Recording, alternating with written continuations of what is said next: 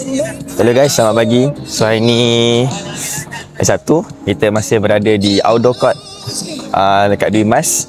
So hari ni kita punya fitness test untuk players kita yang berumur 12 tahun ke bawah. So ini venue kita ini. Besar. Okay. Total player kita ni tak ramai untuk bawah 13 tahun ke bawah. Dalam bawah 15 orang kot ini. Tapi fitness test still go on macam biasa.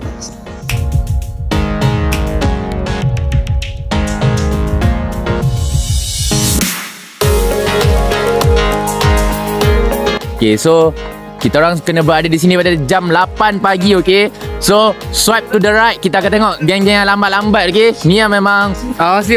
Asyik lambat ya, ni muka-muka lambat. Kalau nak tengok yang awal, pusing belah kanan pula. Shoo! Okay, ni yang awal. Let's go. Good morning. So today we have fitness test. So let's go. Ni saya first time buat fitness test untuk budak. So saya agak kaku sikit nak buat apa ini, tapi tak apa. Minta penolongan Syafiq dengan yang lain-lain. Kita cuba buat yang terbaik Okay, sama Kak Izzy pula. Assalamualaikum, hai. Hari ini kita berada di Dwi Mas International School. Kita akan adakan fitness test untuk bawah 12 tahun pula. Minggu lepas bawah 10, minggu ni bawah 12. So hari ni kita tengok macam mana prestasi bawah 12 tahun pula. Okay, itu saja, bye.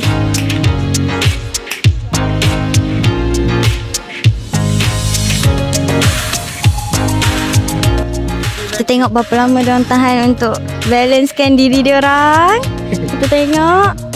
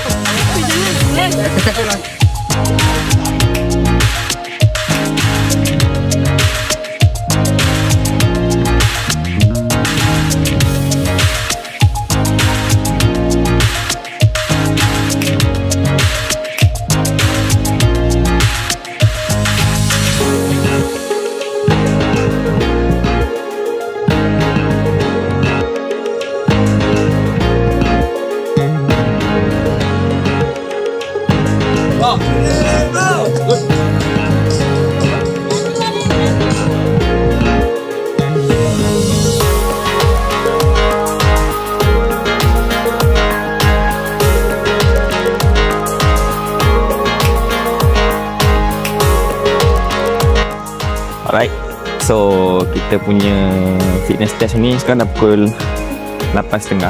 Tapi boleh kata 50% grup dah siap lah. Tinggal lagi beberapa grup je lagi yang tinggal untuk 5 komponen test yang pertama. So kita ada satu lagi fitness test, komponen test yang last, which is bleed test. So bleed test ni dia orang akan buat ramai-ramai lah sekejap lagi. So semua ni bila semua dah siap, dia akan buat ramai-ramai untuk bleed test.